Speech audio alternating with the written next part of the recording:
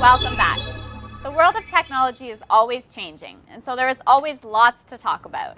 We've brought back our tech hosts, Lou, Romaine, Kayla, and Abid to discuss the latest.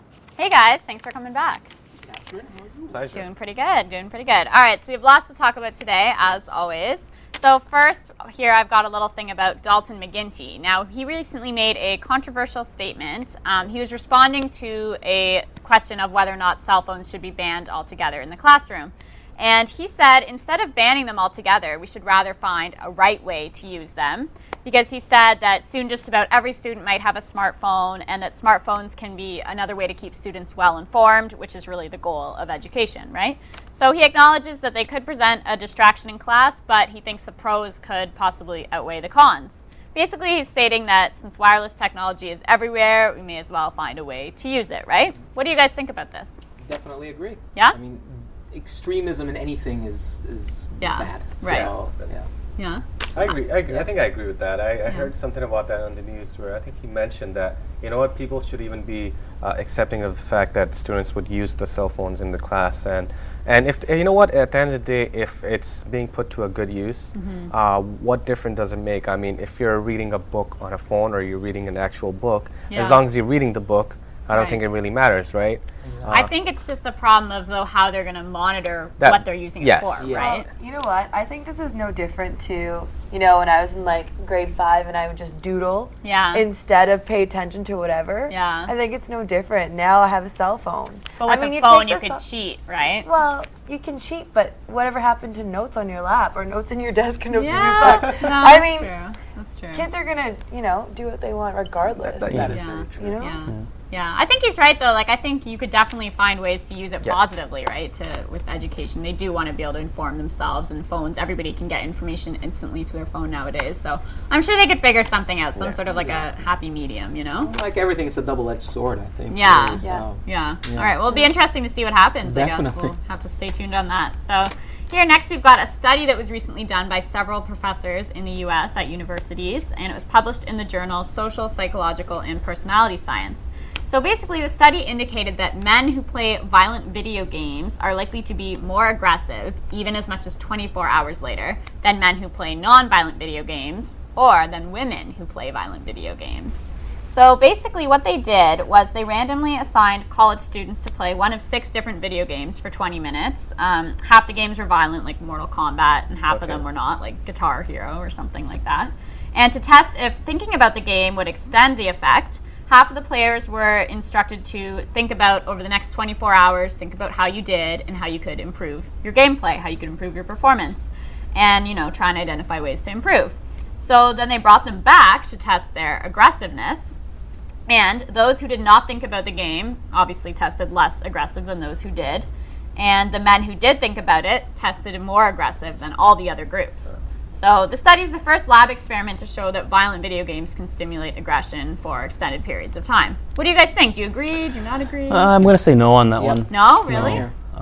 Simply Even with the study? Yeah. Yeah, I'm going to say no. Yeah? Yeah, I mean, it's a possibility, Yeah. but I don't think it's something that is worth like worrying about per se. And also test subjects, college students, yeah. they already have a lot of hormones pumping through. I mean, seriously, seriously, it's true. Yeah. So they have, you know, Yeah. I think emotional issues. Yeah, I think that's probably true. And I feel like, too, like the people who would be more inclined to commit violent acts are obviously going to also play violent games, right? Exactly. But then, like the same, there's going to be people that would just play them for fun and that aren't necessarily going to become, you know, a murderer or go rob a bank. I think there is a small portion of stimulation that does happen. Because, I mean, for myself, my own experience, I know listening to certain types of music affects your driving. Same kind of thing. You listen to a more melodious type music, you tend to kind of drive a little bit slower. Yeah. Or if you listen to like some heavy, hardcore, maybe rap or rock and roll, you might want to hit the gas Get a all little bit jacked harder. up. Yeah, exactly. So there might be a portion of stimulation, but to say that it can actually contribute to the behavior and cause the behavior, I don't know. Maybe not. I mean, it's something to think about, but it's, I don't know, kind of interesting study though, right? It's like a cool thing to study about the media effects. Definitely. But yeah, I don't know. I feel like it's kind of a gray area. I think if anything, what it does is actually it numbs the mind to violence. Yeah. Because if you notice nowadays, we see certain things on television, or if you just watch kids as they watch TV, they see certain things and it doesn't bother them anymore. It's exactly. We'll see, somebody decapitated, or maybe not to that extent, but violent injuries. Something violent nonetheless. Like for example, the whole Jackass franchise. Yeah, is just, that's a good point. Money based off people getting injured. And people laugh. It's not. And people love it. They're like, exactly. They think it's so funny, right? Yeah, like that's true. I think if anything, it could be a way to release your aggression through the video. Through the video. It's a healthier way of channeling it than on another individual. All right, very good point, Lou. Okay, so moving on. So Sony is now getting in on the territory that has been dominated by Nintendo for quite some time. Of course, I'm talking about the new Sony Move for PlayStation 3. And it's a remote control motion sensor similar to Nintendo's Wii. And Sony claims that its handheld remote is more sensitive than Nintendo's, and also that it's going to track movements more precisely. It's essentially being called a Wii HD. Wii HD, I like that. It's kind of cute. I think there's no real difference in terms of the product itself. Right. They can market it as much as they want, but what it comes down to, like you said, is the games. Because PlayStation and Nintendo cater to two different markets. Yes. Oh yeah, for sure. PlayStation is definitely more of the teenage, college age group. Yeah, and older. And the Wii is more of a general family oriented type game. So people that aren't like as much professional gamers. Yes, exactly. Right? Exactly. So the system itself, I don't think makes a difference. But you know what? I think even the system itself. I mean, PlayStation has had 4 years to develop on, better what we had done. Yeah. So I think most likely their claims can be true. That it's going to be better improvements. Yeah, right? I think it definitely will be. I mean, it'll be something better than the Wii. I actually tried it yesterday. Really? Oh, nice. Yes. Okay. And it is very, very precise. Yeah? I mean, I was playing table tennis, ping pong. Okay. And very I was actually, because I'm really into gaming. No. I kept that pretty quiet. Right. And I was moving my wrist to test it, and with every movement, the character was actually moving his wrist. Really? It was fantastic. That's it was really great. cool. Yeah, I think from what I understand, I think there's a camera Yes, involved, there's a camera in involved this, and rather than the Wii where it's just and like a a ball. sensor. Yes. Yeah. Yeah. So that definitely They will kind of increase took it to the next level, right? Yeah. Do we know how much it costs? I'm not Yes. actually sure exactly. From what I know, I 50 think each, I think? I think there's a different. Like it depends. If you have the Yes. system Yeah. already, you can just purchase the camera Exactly. and the remote. If you That's have the separate. system and the camera, then you can just buy the remote. Yeah. So there's a So it series kind of of different depends prices. the packages that Maybe you like from can get. $50 to like Yes, $300. but the Yeah, intro yeah. package, if you already have a PS3, the intro package, which is the remote, the camera, and the game, the sports game, is for $99. Oh, that's not too bad. It's pretty good. For a really good quality, yeah. I mean, I think it's the kind of thing where, like we've talked about before, with every technology that comes out, there'll be a slew of competitors eventually, right? So it's nice to have choice, and so you can decide for yourself which one suits what you want, basically. All right, so here is the latest in our regular feature, Facebook Stupidity Stories. We do this every week because, there's that many every week to choose from. It's hard to even pick one, but here we go. So Nova Scotia Police recently conducted a 5-week study to see how much personal information teenagers would share with strangers online.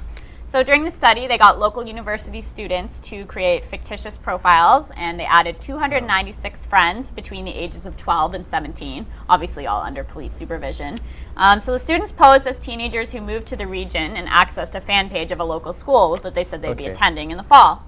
So only 2 people said that they couldn't add them as friends because their parents monitored their social networking. So obviously their parents would say, you don't know these people, who are they? Right? So everybody else, so 294 people added them. Wow. And the constable in charge of it said, the findings were pretty astounding. And he said that social networking sites like Facebook are like an unsupervised playground. What do you guys think? No, for sure. Yeah. For sure. I think a lot of people sadly use Facebook to validate their friendships. Yeah. In a sense that they may have less in real life Yeah. and more online. Oh yeah, I mean? who isn't guilty of having Facebook friends? I mean, everyone I have on Facebook, I at least somewhat know. Yes. But there's definitely people that I would never call up in my everyday life. That's so. true. But one thing I'm so confused about: what are they going to do with this information after they got this, all this data? That's a good question. Like Facebook has been doing for many years, sell it to marketing companies. Yeah, no, I mean, I think it's pretty creepy. It just goes to show, I guess. I think they were releasing it to parents or something to basically, exercise that you need to show some restraint with your kids' social networking, right? Yeah, so it's pretty creepy, but before we go, we have one more helpful hint for you. Here's Nguyen's tip of the week. Nguyen's tips. How to disable third-party toolbars on Internet Explorer. Go to Tools, Option, Advanced Option. Scroll down to Enable Third-Party Browser Extension. Uncheck that option.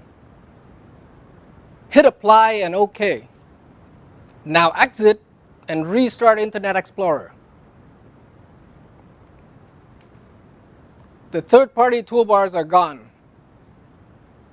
That's it for this week.